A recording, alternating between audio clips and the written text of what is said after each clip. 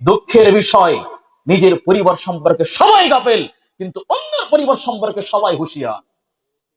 এখন আপনি যান, চার আড্ডায় যান, দেখেন যতগুলো মানুষ বসে আছে অধিকাংশ মানুষ তার নিজের পরিবারকে রেখে পাশের পরিবারের নিয়ে কটূক্তি করছে, সমালোচনা করছে, তাস খেলতেছে। আমাদের হুজুর বলে দিচ্ছে, আপনি যান, এখন যান, আপনি ওই বাজারে গিয়ে দাঁড়িয়ে দেখতে পারবেন না যে এটা মুসলিমদের সমাজ।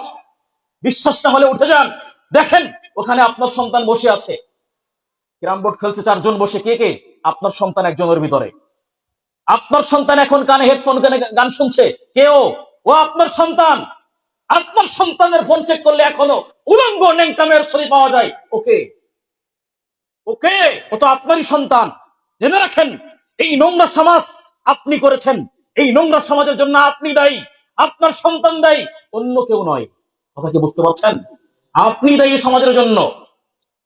অতএব এই সমাজকে আপনাকে পরিবর্তন করতে হবে। জেনে রাখেন, রাসূলুল্লাহ সাল্লাল্লাহু আলাইহি ওয়াসাল্লাম তিনি যেভাবে দিন দিয়েছেন, ধর্ম দিয়েছেন, আমাদেরকে যে দিন তিনি দিয়েছেন, তার জীবনের গোটা তাজা রক্ত ঢেলে দিয়ে ইসলামকে আপনার পর্যন্ত পৌঁছে দিয়েছেন। আর সেই ইসলাম আপনি মনে করেন ৫ ওয়াক্ত সালাত পড়লেই যথেষ্ট। এটা আপনি মনে করেন ৫ ওয়াক্ত সালাত পড়লেই যথেষ্ট। অসম্ভব, হতেই পারে না। আপনারা শতবার আয়াত শুনেছেন, একাধিক আয়াত শুনেছেন, এবং প্রকাশ্য মানে প্রসিদ্ধ আয়াত সবার মুখে আছে। আল্লাহ পাক রব্বুল আলামিন সূরা জারিয়াত ৫৬ নম্বর আয়াত, পারা নম্বর ২৭, পৃষ্ঠা নম্বর ২, আল্লাহ বলছেন, ওয়ামা খালাকতুল জিন্না ওয়াল ইনসা ইল্লা লিয়াবুদুন।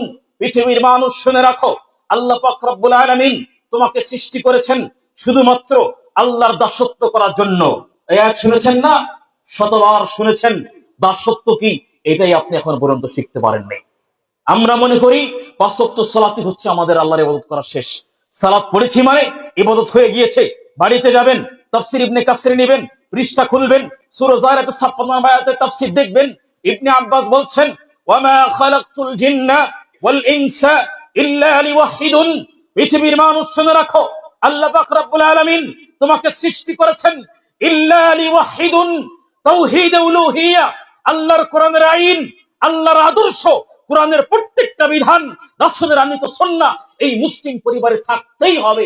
এই কারণে আল্লাহ তোমাকে সৃষ্টি করেছেন। আপনি বলেন, আল্লাহ যে লক্ষ্য নিয়ে আপনাকে পাঠিয়েছেন, এই লক্ষ্য পর্যন্ত মানে এই লক্ষ্যে আপনার পরিবারের কতটুকু আপনি রেখেছেন? যদি না রাখতে পারেন, আপনি মুসলিম হিসাবে ব্যর্থ। ৬০ বছর জীবন আপনার পার হয়ে গিয়েছে, ৪০ বছর পার হয়ে গিয়েছে। খুবই আফসোস এবং দুঃখ লাগে। আজকে মুসলিম সমাজের অবস্থা কি দেখেন। একটা বৃদ্ধ ব্যক্তিকে দেখেন, যুবকের কথা পরেই বলছি, ৬০ বছর জীবন, ৪০ বছরের জিন্দেগি, এখন পর্যন্ত জানি না যে আমি আব্দুল্লাহ, আমি আব্দুর রহমান, আমি পৃথিবীতে কেন এসেছি, এটাই জানে না। ৫০ বছর জীবন থেকে চলে গেছে, ৬০ বছর চলে গেছে, এখন পর্যন্ত সে জানেই না সে কেন পৃথিবীতে আসছে।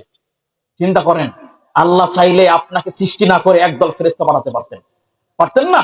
যারা সর্বদা ৫ ওয়াক্ত সালাত পড়তো।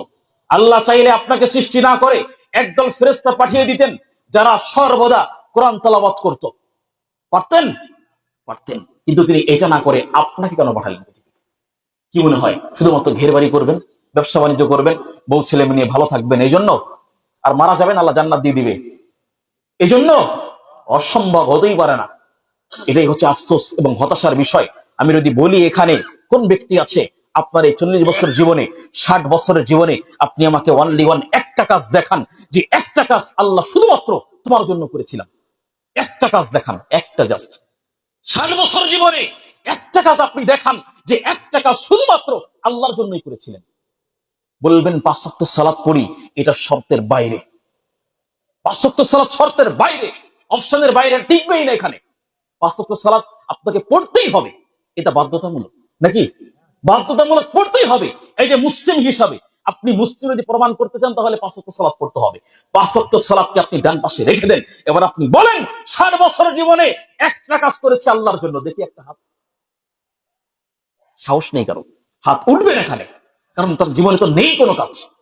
আপনি কি মনে করেন আপনি এই যে মুসলিম হিসাবে ৪০ বছর চলে গেছে, এখন পর্যন্ত একটা কাজ আপনি নাই যেটা আপনি এখন এইখানে বলতে পারতেছেন যে একটা কাজ শুধুমাত্র আল্লাহর জন্যই করেছিলাম?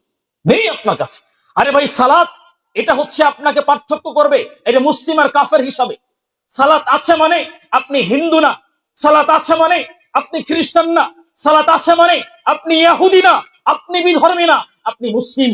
সালাত নাই মানে আপনি বিধর্মী, সালাত নাই মানে আপনি হিন্দু। কার ভাষায়? রাসূলের ভাষায়। রাসূল মুহাম্মদ সাল্লাল্লাহু আলাইহি ওয়াসাল্লাম বলছেন, এই যে মুসলিম, এই যে কাফের, বাইনাল আবদ ওয়া বাইনাশ শিরক ওয়াল কুফর তারাকুস সালাহ। আরে মুমিন আর মুশরিক পার্থক্য সালাত। সালাত আছে ও মুমিন, সালাত নাই কাফের। কার ভাষা? রাসূলের ভাষা। যে সালাত বাইরে আপনি কি করেছেন আপনি আমাকে দেখান। এই যে মুসলিম হিসাবে আপনার মতো হতভাগা মুসলিম আর কেউ নেই। 60 বছর জীবনে এখন পর্যন্ত একটা কাজ দেই আপনার কাছে, যে কাজটা আপনি আল্লাহর জন্য করেছেন।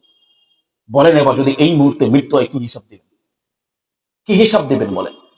সমাজ যে নষ্ট হবে না যদি আপনার ব্যবহার এরকমটা হয়, তাহলে আপনার সন্তান কি হবে? সম্মানিত দিনী ভাই, বলতেছিলাম এই সমাজকে আমাদেরকে পরিবর্তন করতে হবে। এই সমাজের যুব সমাজ নষ্ট হয়ে যাচ্ছে, এই সমাজের বৃদ্ধ সমাজ সব নষ্ট হয়ে যাচ্ছে। সব বর্তমান যে মুসলিম সমাজ, দৃষ্টিপাত করলে দেখা যায় না যে মুসলিম সমাজ। সম্মানিত উপস্থিতি, মুসলিম সমাজ কেন নষ্ট হচ্ছে, মুসলিম যুবক কেন নষ্ট হচ্ছে, পয়েন্ট আকারে আপনাদেরকে দুই একটা বলবো, এতে করে আপনাদের মনোযোগটা বৃদ্ধি পারে এবং শুনতে খুব সহজ হয়। 1 নাম্বার পয়েন্ট মনে রাখবেন, এই সমাজ কেন নষ্ট হচ্ছে, আপনি কেন নষ্ট হচ্ছেন, আপনার পরিবার কেন নষ্ট হচ্ছে, আপনার সন্তান কেন নষ্ট হচ্ছে, এই যুব সমাজ কেন নষ্ট হচ্ছে। নাম্বার 1, এই সমাজের মানুষের ভিতরে কোরআনের জ্ঞান নেই। কি বলেছি? এই সমাজের মানুষের ভিতরে কি নেই? কোরআনের জ্ঞান নেই। কিভাবে নেই?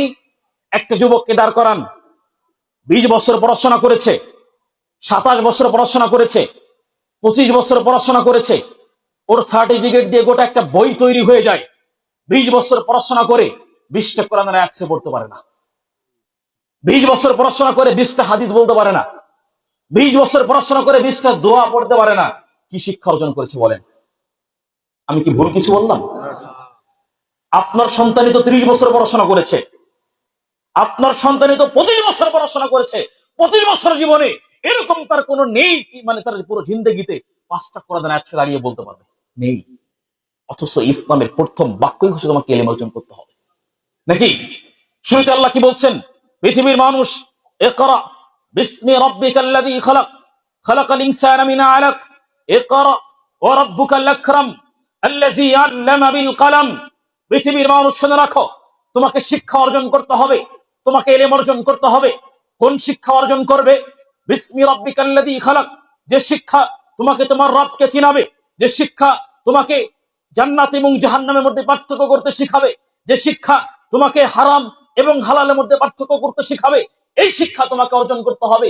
অথচ আপনার সন্তান 20 বছর ধরে পড়াশোনাই করেছে, 20 বছর ধরে শিক্ষাই অর্জন করেছে, কিন্তু এরকম শিক্ষা তার ভিতরে নেই যে কথা বলার পরে মানুষকে সালাম দিতে হয়।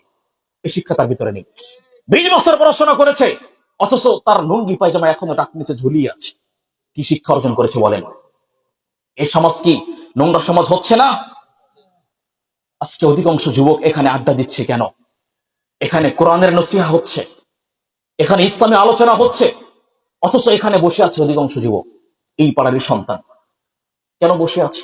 ও জানে না এখানকার গুরুত্ব কি, এতটুকু জ্ঞান তার ভিতরে নেই। এখানে আসলে কি হবে এই জ্ঞানটাই তার ভিতরে নেই।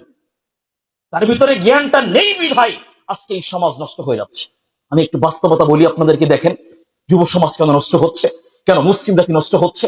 বলেছি ইলম তার ভিতরে নেই, কোরআনের জ্ঞান নেই, 20 বছর পড়াশোনা করে 20টা হাদিস বলতে পারে না।